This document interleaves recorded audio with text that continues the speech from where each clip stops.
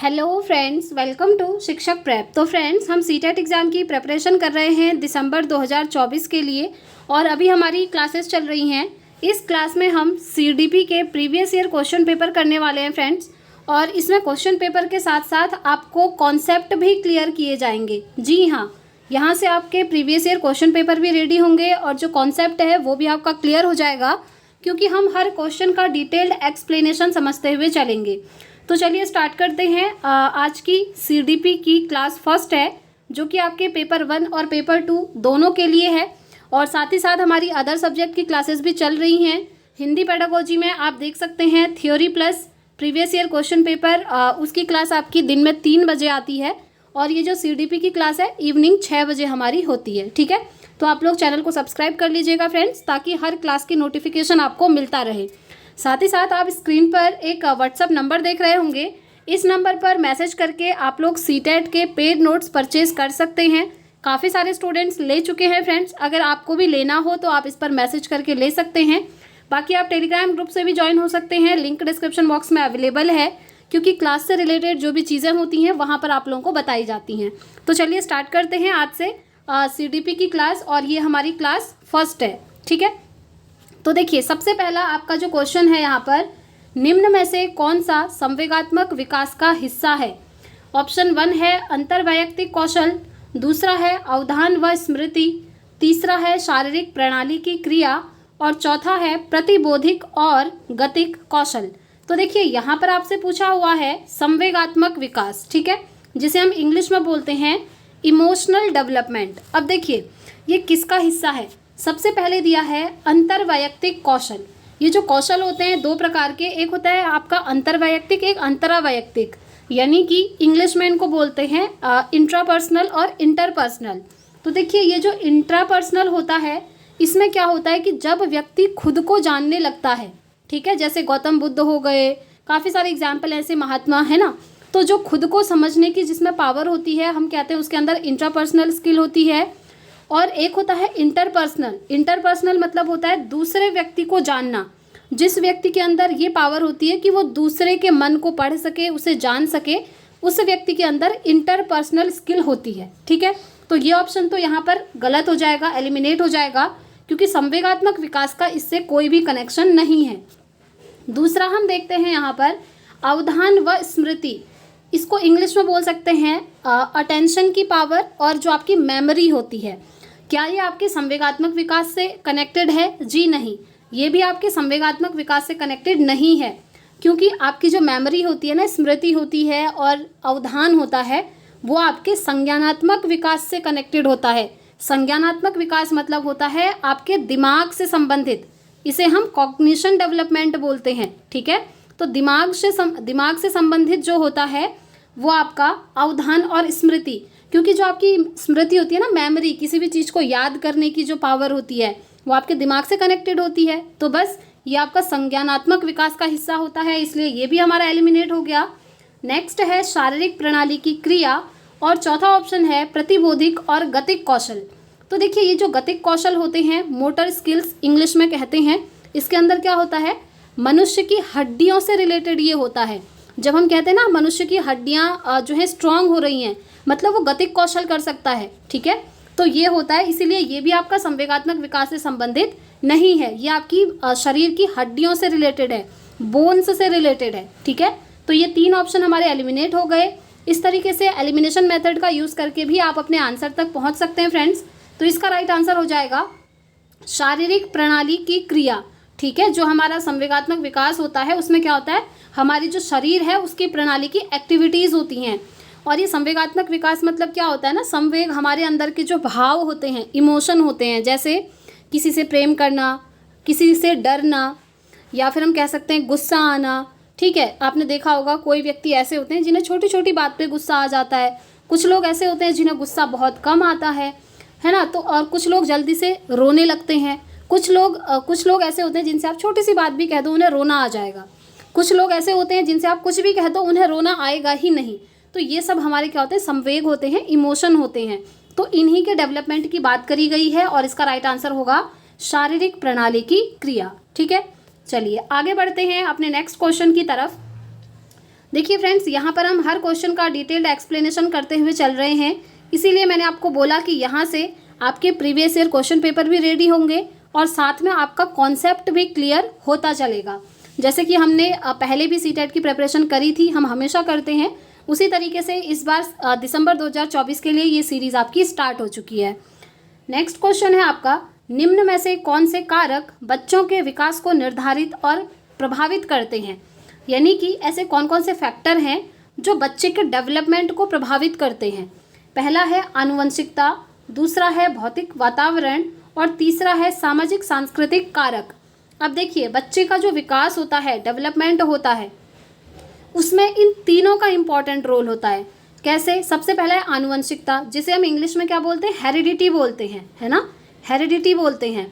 मनुष्य की जो आइज़ का कलर होता है, मनुष्य की हेयर का कलर होता है, ये सब कहाँ से मिला होता है हमें? हमारी हेरिडिटी से, हमारी आनुवंशिकता से। मतलब हमारी जो पुरानी पीढ़ी है, क्योंकि कुछ गुण पीढ़ी दर पीढ़ी ट्रांसफ़र होते हैं, ये आप भी जानते हैं, आपने देखा होगा, आप खुद को भी ऑब्जर्व कर सकते हैं और छोटे बच्चों को भी देख सकते हैं।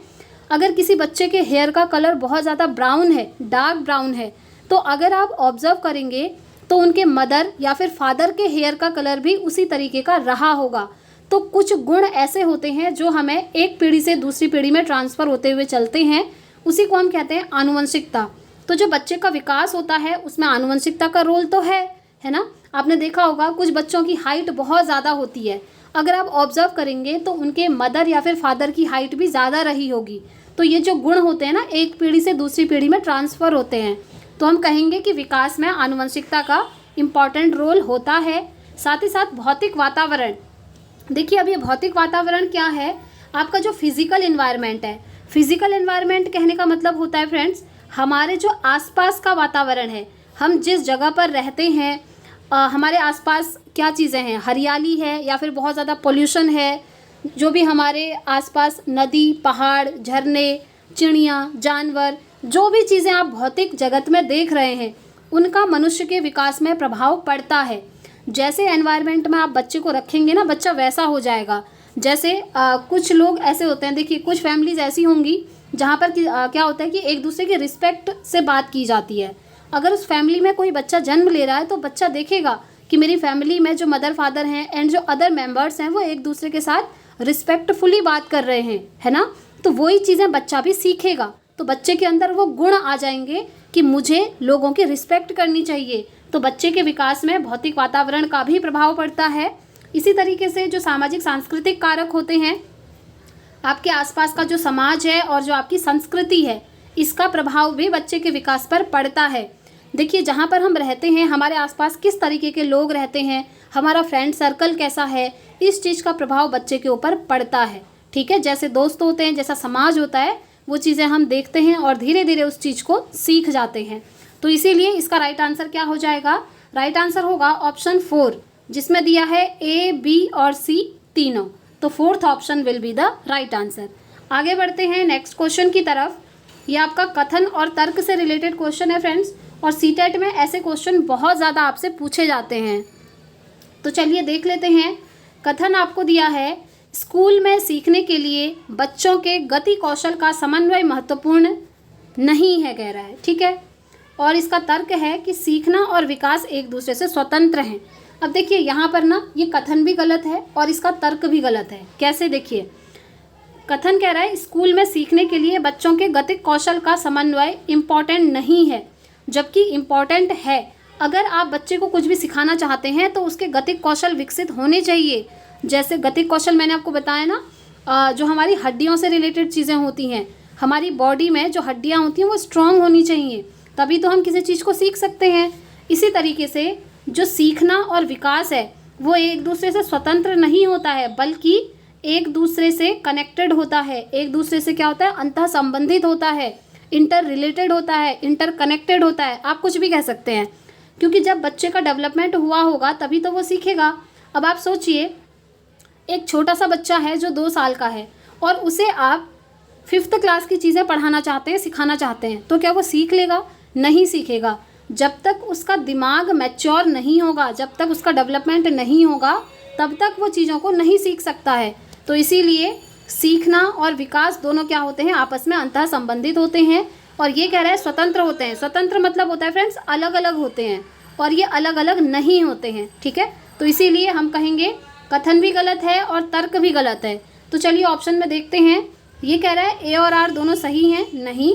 ए और आर दोनों सही हैं, नहीं है। ए सही है लेकिन आर गलत है, नहीं। ए गलत है, आर सही है, नहीं। देखिए यहाँ पर जो ऑप्शन है ना, ऑप्शन में ही मिस्टेक है। यहाँ पर एक ऑप्शन ऐसा होता कि कथन ए भी गलत है और तर्क आर भी गलत है, तो वो ऑप्शन यहाँ पर सही होता, लेकिन यहाँ पर ऑप्शन दिया ही नहीं है। तो आपको मैंने एक्सप्लेन करके समझा दिया है कि ये कथन भी गलत है और ये तर्क भी गलत है। ठीक है, चलिए आगे बढ़ते हैं नेक्स्ट क्वेश्चन की तरफ। माध्यमिक स्कूल में परिवार और समकक्षियों की बच्चों के विकास में क्या भूमिका है, बताइए। माध्यमिक स्कूल की बात हो रही है, उसमें फैमिली और जो उसके समकक्षी हैं, क्लासमेट्स आप कह सकते हैं, उनकी क्या भूमिका होती है बच्चों के डेवलपमेंट में। पहला है दोनों की कोई भूमिका नहीं होती, ऐसा तो नहीं है। बच्चे अपने परिवार से तो बहुत सारी चीज़ें सीखते हैं। इवन जब बच्चे का जन्म होता है तो सबसे पहले जो लैंग्वेज बच्चा बोलना सीखता है वो अपने परिवार से ही सीखता है। और ये कह रहा है कि इनकी कोई भूमिका ही नहीं है, तो ऐसा नहीं होगा। परिवार की कोई भूमिका नहीं है और समकक्षियों की भूमिका है, नहीं। समकक्षियों की कोई भूमिका नहीं है और परिवार की कोई प्रमुख भूमिका है, नहीं। दोनों की अलग अलग परंतु महत्वपूर्ण भूमिका है, और यही इसका राइट आंसर हो जाएगा। क्योंकि देखिए बच्चा अगर कोई भी चीज़ सीख रहा है तो वो अपने परिवार से भी सीखता है और अपने समकक्षियों से भी सीखता है, अपने क्लासमेट से भी सीखता है ना। तो इसीलिए हम कहेंगे इन दोनों का महत्वपूर्ण भूमिका है बच्चे के विकास में। ठीक हो गया, फैमिली का भी और समकक्षियों का भी। तो fourth option will be the right answer. आगे बढ़ते हैं नेक्स्ट क्वेश्चन। एक विद्यार्थी शाब्दिक कथन के तर्क को बिना वास्तविक परिस्थिति से संबंधित किए विवेचित कर लेता है। पियाजे के अनुसार विद्यार्थी संज्ञानात्मक विकास की किस अवस्था में है, बताइए। देखिए ये जो जीन पियाजे हैं, इन्होंने संज्ञानात्मक विकास का सिद्धांत दिया है और उसके इन्होंने 4 स्टेप बताए हैं, 4 चरण बताए हैं, और ये चारों चरण यहाँ पर लिखे हुए हैं। अब इन चरणों के नाम आपको सबसे पहले याद करने पड़ेंगे। याद करने की ट्रिक मैं आपको बता दूं, और जिन स्टूडेंट्स ने नोट्स परचेज़ किया है उन्हें तो दिख ही जाएगा, क्योंकि हर जो भी कॉन्सेप्ट मैंने वहाँ पर नोट्स में लिखा है उसकी ट्रिक भी साथ में लिखी है। क्योंकि देखिए फ्रेंड्स, नोट्स परचेज़ करने का बेस्ट रीज़न ये है कि वो जो नोट्स है मैंने खुद से लिखा हुआ है, खुद से प्रिपेयर किया है, और उसकी लैंग्वेज बहुत ज़्यादा ईजी है, तो आपको समझना बहुत ईजी रहेगा, ईजी टू अंडरस्टैंड है। ठीक है, तो चलिए ये जो 4 स्टेप बताए हैं पियाजे ने संज्ञानात्मक विकास के, उनको हम याद करने की ट्रिक समझते हैं। तो देखिए ये ट्रिक है जो आपको याद रखनी है, SPCF। अब ये SPCF क्या है? S for sensory motor, P for pre operational, C for concrete operational और F फॉर फॉर्मल ऑपरेशनल। तो ये 4 स्टेजेस हैं बच्चे के विकास की, जो कि जीन पियाजे ने दिया हुआ है। अब इन्हीं को यहाँ पर हिंदी में लिखा है। देखिए संवेदीगामक मतलब होता है सेंसरी मोटर, उसके बाद पूर्व संक्रियात्मक आता है प्री ऑपरेशनल, फिर आता है SPC आता है कॉन्क्रीट ऑपरेशनल मूर्त संक्रियात्मक, और फॉर्मल ऑपरेशनल आपका औपचारिक संक्रियात्मक अवस्था होता है। तो क्वेश्चन आपसे पूछा है कि किस अवस्था में बच्चा तर्क को बिना वास्तविक परिस्थिति से संबंधित किए विवेचन कर लेता है, ऐसा कौन सी स्टेज में होता है, ये आपसे पूछा हुआ है। तो ये होता है फ्रेंड्स आपका कॉन्क्रीट ऑपरेशनल की स्टेज में, यानी कि मूर्त संक्रियात्मक की अवस्था में। इस अवस्था में बच्चा तर्क लगाना शुरू कर देता है। ठीक है, शुरू कब करता है तर्क लगाना? मूर्त संक्रियात्मक की अवस्था में, याद रखना है। इसीलिए ऑप्शन 3 इसका राइट आंसर हो जाएगा। आगे बढ़ते हैं नेक्स्ट क्वेश्चन। जीन पियाजे के अनुसार बच्चों की सोच वयस्कों से होती है। बच्चों की सोच वयस्कों से गुणात्मक रूप से भिन्न होती है, या मात्रात्मक रूप से भिन्न होती है, या उनसे कम होती है, या उनसे बेहतर होती है। ये क्वेश्चन आप नोट कर लीजिए, सीटेट का मोस्ट फेवरेट क्वेश्चन है और हमेशा आपसे पूछा जाता है। और नोट्स में मैंने अलग से एक कोटेशन ऐसे लिखा हुआ है जीन पियाजे के अनुसार कि जो बच्चों की सोच होती है वो वयस्कों से क्या होती है? गुणात्मक रूप से भिन्न होती है, लेकिन मात्रात्मक रूप से समान होती है। ये मैंने एक लिखा हुआ है कोटेशन टाइप का, आप लोगों ने देखा होगा नोट्स में। तो जो ऐसे मैंने ब्रैकेट्स में लिखे हैं ना अलग कलर से, उनको आप ज़रूर याद कर लीजिएगा। तो देखिए जीन पियाजे कहते हैं जो बच्चों की सोच होती है, थिंकिंग होती है, वो वयस्कों से, वयस्क क्या होते हैं, अडल्ट होते हैं, और बच्चे बच्चे होते हैं, तो बच्चे छोटे हो गए और अडल्ट क्या हो गए, बड़े हो गए। तो जीन पियाजे क्या कहते हैं ना कि जो बच्चों की सोच होती है वो वयस्कों से मात्रात्मक रूप से भिन्न होती है, यानी कि जो सोचने का अमाउंट होता है दोनों का एक जैसा होता है, बराबर होता है, लेकिन जो सोचने का तरीका होता है वो अलग अलग होता है, यानी कि क्वालिटी दोनों की सोचने की अलग अलग होती है लेकिन क्वांटिटी सेम होती है। ध्यान रखना है, गुणात्मक रूप से भिन्न सोचते हैं लेकिन मात्रात्मक रूप से एक जैसे सोचते हैं। अब मैं आपको एग्जाम्पल से समझाती हूँ। देखिए, एक छोटा बच्चा है और एक बड़ा बच्चा है जो कि वयस्क है, सोचने का अमाउंट दोनों का सेम होगा। एक बड़ा बच्चा जो वयस्क है, अडल्ट है, वो अपने फ्यूचर को लेके सोचता होगा कि आज मुझे पढ़ाई करनी है, कल मेरी जॉब लगेगी, उसके बाद ये सारी चीज़ें मैं करूँगा या करूँगी, एक रिस्पॉन्सिबिलिटी है मेरे ऊपर। इस तरीके की क्या है, वयस्क सोच करता है, ठीक है, सोचता है। वहीं पर एक छोटे बच्चे की बात करें तो वो क्या सोचता है कि आज मेरा टॉय टूट गया, अब कल मम्मी मेरे लिए नया टॉय लाएंगी या नहीं लाएंगी, नहीं लाएंगी तो मैं कौन से टॉय से खेलूँगा, उसको इस चीज़ की टेंशन है, वो भी सोच रहा है। तो जो सोचने का अमाउंट है यानी कि मात्रा है वो दोनों की बराबर है, बस क्वालिटी अलग अलग है। क्वालिटी कहने का मतलब है गुण अलग अलग हैं। वयस्क अलग चीज़ के लिए सोच रहा है लेकिन एक छोटा बच्चा किसी अलग चीज़ के लिए सोच रहा है, तो इसीलिए कहते हैं सोचने का तरीका अलग अलग है, गुणात्मक रूप से अलग अलग तरीके से सोचते हैं लेकिन मात्रात्मक रूप से एक जैसे समान रूप से सोचते हैं। ध्यान रखना है। तो इसका आंसर क्या हो जाएगा कि बच्चों की सोच वयस्कों से होती है, क्या होती है, गुणात्मक रूप से भिन्न होती है। ठीक है, तो फर्स्ट ऑप्शन इसका राइट हो जाएगा। आगे बढ़ते हैं नेक्स्ट क्वेश्चन की तरफ। कोहलबर्ग के नैतिक विकास के किस चरण में व्यक्तियों का मानना है कि नियमों में आपसी समझौते शामिल होने चाहिए और व्यक्ति के अधिकारों की रक्षा की जानी चाहिए? तो कोहलबर्ग ने जो नैतिक विकास का सिद्धांत दिया है उसके कौन से चरण में ऐसा कहा गया है, ये पूछा है। तो चलिए ऑप्शन देखते हैं। पहला है यांत्रिक सापेक्षता अभिविन्यास, दूसरा है सजा और आज्ञाकारिता, तीसरा है सामाजिक अनुबंध अभिविन्यास और चौथा है अच्छा लड़का अच्छी लड़की अभिविन्यास। तो देखिए, सबसे पहले मैं आप लोगों को बता दूं, कोहलबर्ग ने नैतिक विकास का सिद्धांत दिया था, ठीक है। उन्होंने उसके 3 चरण बताए थे, 3 अवस्थाएं बताई थी और उन तीनों अवस्थाओं के 2-2 चरण बताए थे। वो 3 अवस्थाएं थी आपकी प्री कन्वेंशनल, कन्वेंशनल और पोस्ट कन्वेंशनल, यानी कि पूर्व रूढ़िगत, रूढ़िगत और उत्तर रूढ़िगत अवस्था, और इनके 2-2 चरण बताए थे, ठीक है। तो इसी से आपसे क्वेश्चन पूछा है कि कौन से चरण में व्यक्तियों का ये मानना होता है कि नियमों में आपसी समझौते शामिल होने चाहिए और व्यक्तियों के अधिकारों की रक्षा की जानी चाहिए। तो ये होता है फ्रेंड्स आपका सामाजिक अनुबंध अभिविन्यास के अंतर्गत, इसीलिए ऑप्शन 3 इसका राइट आंसर हो जाएगा। आगे बढ़ते हैं नेक्स्ट क्वेश्चन की तरफ। नेक्स्ट क्वेश्चन है, लेव वाइगोत्स्की ने डैश सिद्धांत में प्रस्तावित किया कि सीखना ज्ञान के सह निर्माण की प्रक्रिया है। बताइए, लेव वाइगोत्स्की ने कौन से सिद्धांत में ये प्रस्तावित किया है? पहला है व्यवहारवादी सिद्धांत, दूसरा है सूचना के प्रसंस्करण, तीसरा है सामाजिक सांस्कृतिक और चौथा है मनोगतिकी। तो आपको पता होगा फ्रेंड्स, ये जो वाइगोत्स्की है ना, वाइगोत्स्की ने एक सिद्धांत दिया है जिसे हम कहते हैं सामाजिक सांस्कृतिक विकास का सिद्धांत, यानी कि सोशियो कल्चरल डेवलपमेंट की जो थ्योरी है वो दी है लेव वाइगोत्स्की ने। और एक चीज़ ध्यान रखना है, उस थ्योरी में ये कहते हैं कि समाज, संस्कृति और भाषा, यानी कि सोसाइटी, कल्चर और लैंग्वेज, याद करने की ट्रिक भी मैं आपको बताते हुए चल रही हूँ, SCL, इसकी बात करते हैं लेव वाइगोत्स्की। समाज, संस्कृति और भाषा, इन 3 चीज़ों को सबसे ज़्यादा महत्व दिया है लेव वाइगोत्स्की ने अपने सामाजिक सांस्कृतिक विकास के सिद्धांत में, ठीक है। तो ये जो आप देख रहे हैं ना कि प्रस्तावित किया कि सीखना ज्ञान के सह निर्माण की प्रक्रिया है, तो इन्होंने इसी सिद्धांत में ये दिया हुआ है। ऑप्शन 3 इसका बिल्कुल राइट आंसर हो जाएगा, ठीक है। चलिए आगे बढ़ते हैं नेक्स्ट क्वेश्चन। निम्न में से क्या लेव वाइगोत्स्की के सिद्धांतों का उपयुक्त कक्षागत निहितार्थ है? पहला है, बच्चों से अपेक्षा रखनी चाहिए कि वे पूर्ण रूप से खुद से चीज़ों को खोज पाएंगे।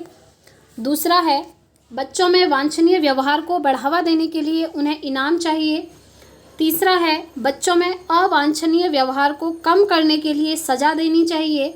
और चौथा है बच्चों को सीखने में मार्गदर्शन और सहायता करनी चाहिए। तो लेव वाइगोत्स्की क्या कहते हैं इन चारों में से? तो आपको याद रखना है, लेव वाइगोत्स्की कहते हैं कि बच्चों को सीखने में मार्गदर्शन और उनकी हेल्प करनी चाहिए। ठीक है, आप ये अपेक्षा नहीं कर सकते कि बच्चे पूर्ण रूप से खुद से जो है चीज़ों को खोज लेंगे, नहीं। आप क्या करेंगे, बच्चों का मार्गदर्शन करेंगे और बच्चों को हेल्प करेंगे। इससे क्या होगा, जो सीखने की प्रक्रिया है वो बच्चों की और तेज हो जाएगी। तो ऐसा कहते हैं लेव वाइगोत्स्की। ठीक है, तो फोर्थ ऑप्शन इसका बिल्कुल राइट आंसर हो जाएगा। आगे बढ़ते हैं, नेक्स्ट क्वेश्चन देखिए। लेव वाइगोत्स्की ना सीटेट का मोस्ट फेवरेट टॉपिक है। तो लेव वाइगोत्स्की से रिलेटेड बहुत सारे क्वेश्चन आपसे बन जाते हैं, इसलिए आपको ये अच्छे से समझना होगा। चलिए, क्वेश्चन है, रोमा जसप्रीत को एक क्रॉस वर्ण पहेली सुलझाने में संकेत और इशारे देकर मदद करती है जब तक जसप्रीत उसे करने में बेहतर ना हो जाए। रोमा का धीरे धीरे कर अपनी मदद कम करना निम्न में से किसका उदाहरण है? किस चीज़ का उदाहरण है बताइए। पहला ऑप्शन है पाड़। पाड़ क्या होता है ना, इसको इंग्लिश में बोलते हैं फ्रेंड्स स्कैफोल्डिंग। देखिए, आप लोग कोशिश कीजिए कि ये जो वर्ड्स हैं कुछ इनको इंग्लिश में याद रखें, क्योंकि इंग्लिश में इनके एक ही नाम होते हैं और हिंदी में बहुत सारे नाम होते हैं। जैसे ये जो पाड़ है इसको हिंदी में अवधान भी कहते हैं, मचान भी कहते हैं। ठीक है, इस तरीके से बहुत सारे नाम हैं और इंग्लिश में इसका एक ही नाम है स्कैफोल्डिंग। तो ऑप्शन 1 है स्कैफोल्डिंग, दूसरा है अनुकरण अधिगम, तीसरा है बहुबुद्धि और चौथा है संज्ञानात्मक द्वंद्व। तो ये क्या है बताइए। तो देखिए यहाँ पर क्या हो रहा है, और सबसे पहले मैं आपको इसका आंसर बता देती हूँ। इसका राइट आंसर होगा फ्रेंड्स पाड़। अब आप कहेंगे ये पाड़ क्या है? पाड़ को स्कैफोल्डिंग कहते हैं, जैसा कि मैंने आपको बताया, और इसकी बात लेव वाइगोत्स्की करते हैं। ठीक है, लेव वाइगोत्स्की इसकी बात करते हैं। अब लेव वाइगोत्स्की क्या कहते हैं ना, ये होता क्या है मैं आपको बता दूं। ये जो पाड़ यानी कि स्कैफोल्डिंग मचान होती है, ये एक टेम्पररी हेल्प होती है। ठीक है, जब बच्चे को कोई चीज़ नहीं आता है तो आप क्या करते हैं, उसकी हेल्प करते हैं। बस तब तक हेल्प करते हैं जब तक बच्चा उस चीज़ को सीख ना जाए। जैसे ही बच्चा उस चीज़ को सीख जाएगा तो फिर आपकी हेल्प वहाँ पर क्या होगी, ख़त्म हो जाएगी। ऐसा ही तो होता है, जैसे हम स्कूटी चलाना सीखते हैं या हम बाइक चलाना सीखते हैं, तो हमें कोई जो सिखाने वाला होता है वो तब तक सिखाता है जब तक हम खुद से बाइक को चलाना ना सीख जाएं। जैसे ही हम खुद से चलाने में एकदम प्रोफिशिएंट होते हैं तो वो जो बाइक चलाने वाला है उसके बाद वो हमें नहीं सिखाता है, क्योंकि हमें खुद ही चलाना आ गया उसके बाद। और उस हेल्प को हम कहते हैं टेम्पररी हेल्प। अब उसको टेम्पररी हेल्प क्यों कहा? इसीलिए कहा क्योंकि वो जो हेल्प है वो पूरी लाइफ नहीं चलेगी, बल्कि तभी तक वो हेल्प काम आती है जब तक हम उस चीज़ को अच्छे से सीख नहीं जाते। तो इसी को हम कहते हैं फ्रेंड्स पाड़, और इंग्लिश में कहते हैं स्कैफोल्डिंग। और क्वेश्चन में यही पूछा है कि जो रोमा है वो जसप्रीत को एक क्रॉसवर्ड पहेली सुलझाने में संकेत और इशारे देकर हेल्प करती है। अब वो जो हेल्प है किसी भी तरीके की हो सकती है, आप संकेत भी दे सकते हैं, आप इशारे करके भी उसको हेल्प करा सकते हैं। और देखिए, जब तक जसप्रीत उसे करने में बेहतर ना हो जाए तब तक आप उसको हेल्प करते हैं। तो यही होता है आपका पाड़। तो ऑप्शन 1 इसका राइट आंसर हो जाएगा। आई थिंक आप लोगों का ये जो कॉन्सेप्ट है ये भी क्लियर होते हुए चल रहा होगा। और फ्रेंड्स देखिए, अगर आपको क्लासेस पसंद आती हैं तो प्लीज़ कमेंट करके ज़रूर बताएं और वीडियो को ज़्यादा से ज़्यादा लाइक करें, क्योंकि देखिए अगर आप लोग कमेंट्स करते हैं, लाइक करते हैं ना, तो एक मोटिवेशन बना रहता है कि यस, एग्ज़ाम होने तक सारे सब्जेक्ट की प्रिपरेशन करवाई जाए। तो चलिए नेक्स्ट क्वेश्चन, ये भी आपका कथन और तर्क से रिलेटेड है। कथन आपको दिया है, एक प्रगतिशील कक्षा में शिक्षिका को होना चाहिए और बच्चों को नियंत्रण में रखना चाहिए। और इसका तर्क है, बच्चे तभी सीखते हैं जब शिक्षक उन पर पूर्ण रूप से नियंत्रण रखते हैं। देखिए कितनी गलत बात है, ये दोनों ही चीज़ गलत है। ये कथन भी गलत है और तर्क भी गलत है इसका, क्योंकि देखिए जो प्रोग्रेसिव क्लासरूम होती हैं, प्रगतिशील कक्षा होती हैं ना, वहाँ पर आप बच्चों को कंट्रोल नहीं करेंगे। कंट्रोल करना मतलब होता है आप बहुत स्ट्रिक्ट रूल वहाँ पर लगा दे रहे हैं, ऐसा डिसिप्लिन क्रिएट कर रहे हैं कि बच्चे डर रहे हैं, आप बच्चों को डरा रहे हैं, मार रहे हैं, आप कह रहे हैं कि आप ये काम करो अदरवाइज़ आपको 2 डंडे पड़ेंगे। ये होता है आपका बच्चों को कंट्रोल में रखना, नियंत्रण में रखना, जो कि एकदम नेगेटिव चीज़ है। आपने बच्चों को इस तरीके से कंट्रोल में नहीं रखना है, बल्कि क्या करना है, प्रोग्रेसिव क्लासरूम में क्या होता है कि बच्चों को उनकी एज, उनकी नीड, उनकी आवश्यकता के अनुसार आप उनको शिक्षा देंगे, उनको पढ़ाएंगे, ना कि बच्चों को डरा धमका के कहेंगे कि आज मैं आपको ये चैप्टर पढ़ाऊंगी तो पढ़ाऊंगी, आपको यही पढ़ना पड़ेगा, ऐसा नहीं कहना है, ठीक है। बच्चों को वही चीज़ें पढ़ाइए जिसमें बच्चों का मन है, जिसमें बच्चे की रुचि है। जैसे आप पढ़ा रहे हैं, आज आपको चैप्टर फर्स्ट पढ़ाना है बच्चों को, लेकिन बच्चों का मन है आज चैप्टर सेकंड पढ़ने का, तो क्या प्रॉब्लम है, आप चैप्टर फर्स्ट किसी और दिन पढ़ा दीजिए।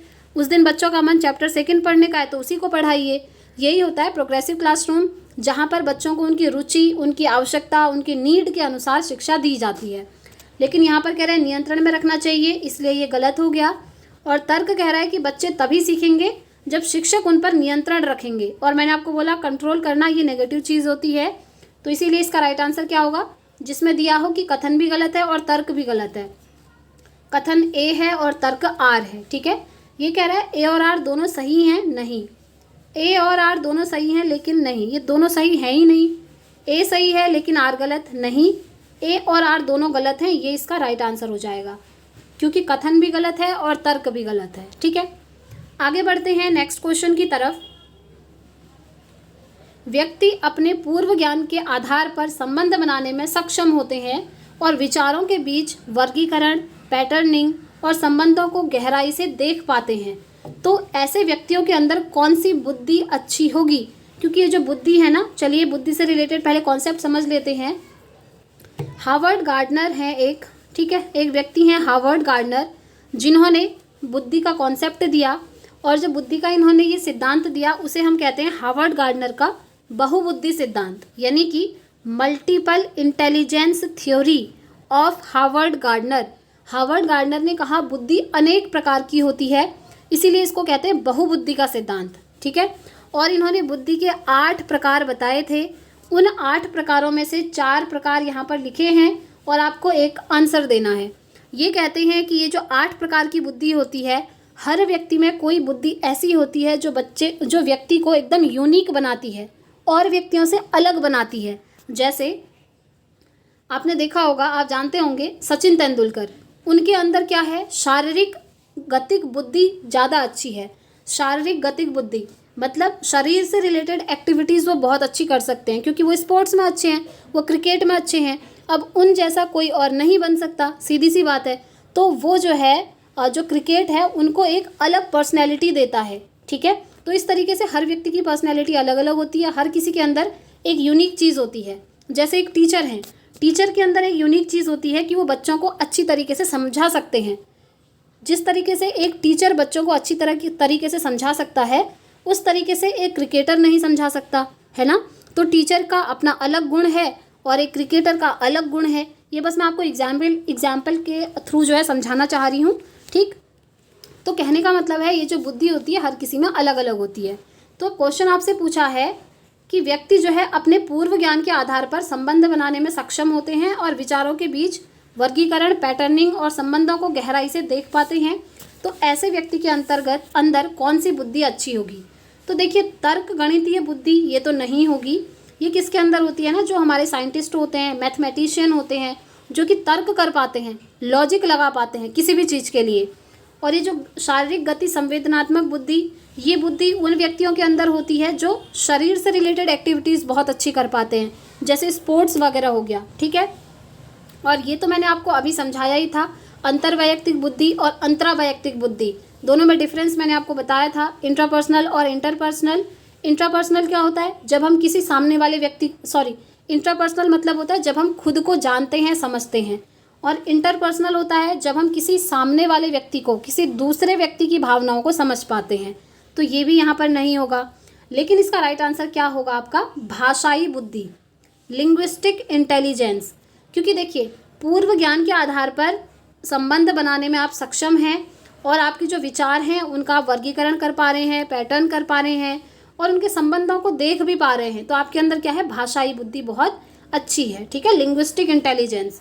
जैसे कुमार विश्वास हैं, उनकी अंदर भाषाई बुद्धि बहुत अच्छी है, क्योंकि वो बहुत अच्छी अच्छी कविताएं बोलते हैं। अब जिस तरीके से वो कविताएं लिखते हैं, बोलते हैं, क्या उस तरीके से हम लोग कर सकते हैं, नहीं कर सकते, है ना।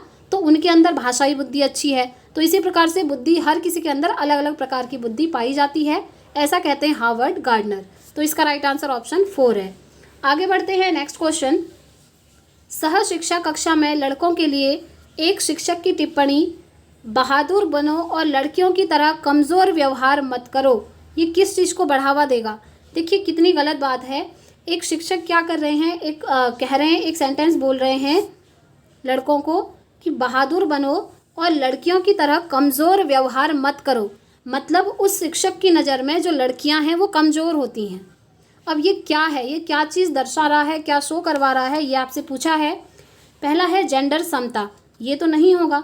जेंडर समता मतलब होता है जेंडर इक्वालिटी, जहाँ पर लड़के और लड़कियों में भेदभाव नहीं किया जाता है। और यहाँ पर तो साफ साफ हमें दिख रहा है कि लड़के और लड़कियों में भेदभाव हो रहा है। लड़कियों को कहा जा रहा है कि वो कमज़ोर हैं, है ना, तो जेंडर समता तो होगा नहीं। नेक्स्ट है जेंडर रूढ़िवादिता, उसके बाद है जेंडर भूमिका में लचीलापन, और चौथा है जेंडर समानता। तो देखिए इसका राइट आंसर होगा जेंडर रूढ़िवादिता। अब ये रूढ़िवादिता क्या है ना, कुछ ऐसी धारणाएं, कुछ ऐसी मान्यताएं जो कि पुराने ज़माने से चली आ रही हैं, जहाँ पर लड़के और लड़कियों में भेदभाव होता था। आप जानते हैं पहले तक क्या होता था, लड़के और लड़कियों में बहुत ज़्यादा भेदभाव किया जाता था।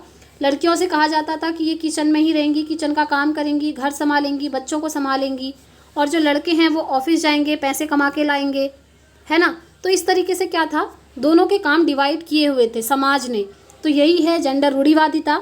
अब तो ये बहुत हद तक कम हो गया है, आप भी देख रहे हैं, और इसको हम जेंडर रूढ़िवादिता कहते हैं, जहाँ पर लड़के और लड़कियों में भेदभाव किया जाता है। तो इसका राइट आंसर ऑप्शन 2 हो जाएगा। और फ्रेंड्स ये जो जेंडर टॉपिक है ना, ये बहुत ज़्यादा इंपॉर्टेंट है। जेंडर से 2 क्वेश्चन आपके सीटेट में हमेशा बनते हैं, सिर्फ सीडीपी में ही नहीं बल्कि अदर सब्जेक्ट्स में भी। चलिए नेक्स्ट क्वेश्चन, निम्न में से कौन सतत एवं समग्र मूल्यांकन के प्रमुख अभिलक्षण हैं? सतत और समग्र मूल्यांकन, इसको इंग्लिश में कहते हैं कॉन्टिन्यूस एंड कॉम्प्रिहेंसिव इवैल्यूएशन, यानी कि CCE। ठीक है। पहला है, इसका प्राथमिक उद्देश्य विद्यार्थियों का पृथक्करण और नामीकरण करना है। दूसरा है, यह शिक्षकों को अपने शिक्षा शास्त्र में मदद करने के अवसर देता है। ये तो ठीक है। ये नहीं है ठीक, यह मूल्यांकन को सीखने का हिस्सा मानता है। ये ठीक है, बिल्कुल। यह डर और चिंता पैदा करने में नहीं, करके सीखने को बढ़ाता है, नहीं। तो इसका राइट आंसर हो जाएगा ऑप्शन बी और ऑप्शन सी। देखिए ये जो मूल्यांकन होता है ना, ये मूल्यांकन क्या करता है, ये पता करता है कि बच्चे को कोई चीज़ आ रही है समझ में या नहीं आ रही है। नहीं आ रही है तो क्यों नहीं आ रही है, उसके रीज़न ढूंढे जाते हैं। तो ये क्या है ना, मूल्यांकन को सीखने का हिस्सा मानता है। यानी कि बच्चे का आप मूल्यांकन करके पता लगा सकते हैं कि बच्चा सीख पा रहा है या नहीं सीख पा रहा है। उसके बाद आप बच्चे को दोबारा से पढ़ाएंगे, फिर से बच्चे सीखेंगे। तो ये सीखने का हिस्सा है।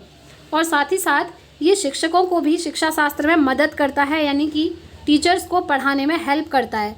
जैसे आज आपने पता किया कि बच्चों को कोई टॉपिक नहीं आ रहा है, तो आप क्या करेंगे, फिर बच्चे को उस टॉपिक को दोबारा से दूसरी मेथड से पढ़ाएंगे।